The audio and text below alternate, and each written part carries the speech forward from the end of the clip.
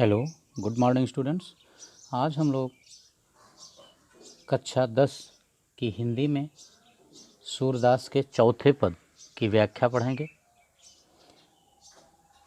पिछले पद में आपने पढ़ा था कि गोपियों को योग का संदेशा देने के लिए सूरदास जी आए हैं और वो गोपियों को योग का संदेशा दे रहे हैं, योग की शिक्षा दे रहे हैं।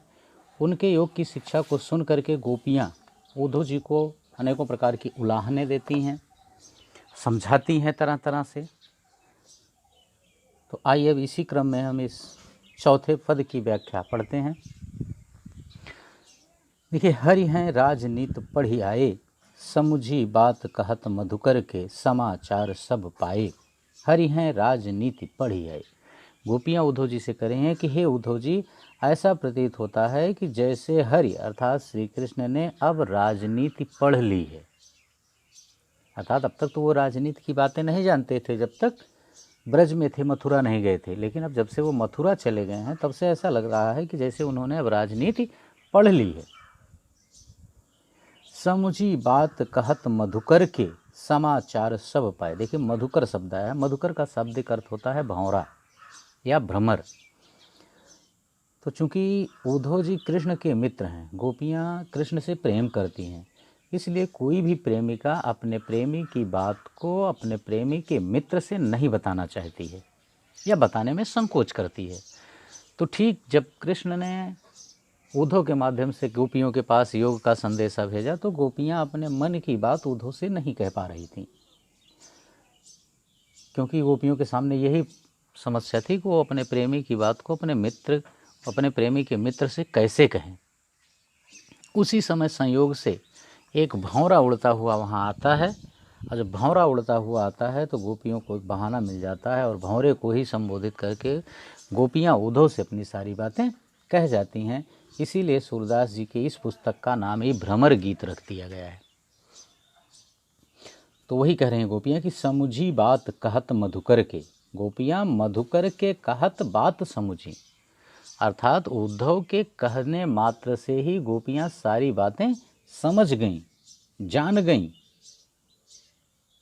समाचार सब पाए, और उन्हें सारा समाचार मालूम हो गया कि उद्धव जी कृष्ण के माध्यम से क्या कहना चाहते हैं। अर्थात कृष्ण ने क्या समझा करके उद्धव को भेज रखा है, यह सारी बातें गोपियाँ समझ गईं। एक अति चतुर होते पहले ही। गोपियाँ उद्धव जी से करें कि हे उद्धव जी, आप तो पहले से ही चतुर थे, चालाक थे, बुद्धिमान थे। अब गुरु ग्रंथ पढ़ाए, और उस पर भी अब तो आपके गुरु अर्थात मित्र श्री कृष्ण ने आपको राजनीति का ग्रंथ भी पढ़ा दिया है। अब तो आपकी बुद्धि और भी बढ़ गई है। अब आपकी बुद्धि में और कमी नहीं रह गई है, क्योंकि बुद्धिमान तो आप पहले से ही थे। अब आपके गुरु अर्थात श्री कृष्ण ने आपको राजनीति का ग्रंथ भी पढ़ा दिया है, इससे आपकी बुद्धि और भी बढ़ गई है। बड़ी बुद्धि जानी जो उनकी, और मैंने ये भी, यानी हम लोगों ने, गोपियाँ करें उद्धव जी से कि हम लोगों ने यह भी जान लिया है कि श्री कृष्ण की बुद्धि जो है वह काफ़ी बढ़ गई है, इसीलिए योग संदेश पठाए। इसीलिए तो उन्होंने हम लोगों के लिए योग का संदेशा भेज दिया है, स्वयं नहीं आए हैं, जिससे हम उनकी बढ़ी हुई बुद्धि को मान गए, अर्थात उनकी बुद्धिमत्ता को मान गए हैं। उद्धव भले लोग आगे के परहित डोलत धाये। गोपियाँ कह रही हैं कि हे उद्धव जी, आगे के लोग भले, आगे का मतलब है कि हमसे पहले के समय के लोग अच्छे थे, अर्थात हमसे पहले के ज़माने में जो लोग थे वो भले थे, अच्छे थे। क्यों? क्योंकि परहित डोलत ढाए, क्योंकि परहित वे दूसरे की भलाई के लिए, डोलत धाये मतलब दौड़ते रहते थे या दूसरे की भलाई करने का ध्यान रखते थे, इसलिए वे लोग हमसे अच्छे थे, यानी हम लोगों से अच्छे थे। अब अपने मन फेर पाई हैं, चलत जो होते चुराए। लेकिन गोपियाँ कह रही हैं कि अगर उन्होंने योग का संदेशा भेज करके ये सोच लिया हो कि गोपियाँ हमें भूल जाएंगी, तो ये उनकी मूर्खता है, अर्थात हम उनको भूलने वाले नहीं हैं। लेकिन एक तरह से गोपियाँ प्रसन्न भी हैं कि कृष्ण ने स्वयं ना आकर के हमें योग का संदेशा अपने मित्र उद्धव के माध्यम से भेज दिया है, इसलिए वो ये भी कह रही हैं कि चलो अच्छा ही हुआ, अब अपने मन फेर पाई हैं, चलत जो होते चुराए। चलो अच्छी बात है। चलत जू हुते चुराए, जो चलते समय अर्थात कृष्ण ने जो ब्रज से मथुरा जाते समय हमारे मन को चुरा लिया था, अब फेरी पाई हैं। अब मैं अपने उस मन को फेरी मैंने घुमा करके या दोबारा प्राप्त कर लूँगी। ठीक ना, क्योंकि सूरदास जी का ही एक पद है कि उसमें गोपियों, सूरदास जी ने कहा, गोपियाँ कह रही हैं कि एक हुते सो गयो श्यामलय।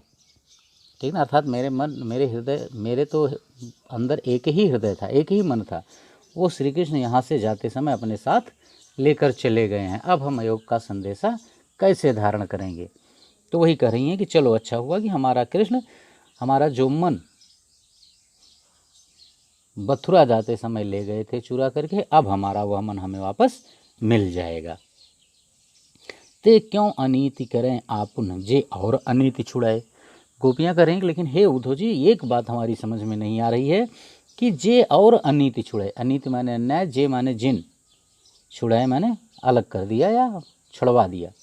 अर्थात जिन श्री कृष्ण ने दूसरे को अन्याय करने से मना कर दिया है, रोक दिया है, ते क्यों अपने अनीति करें, वह अपने आप स्वयं अन्याय क्यों कर रहे हैं, यही बात हमारी समझ में नहीं आ रही है।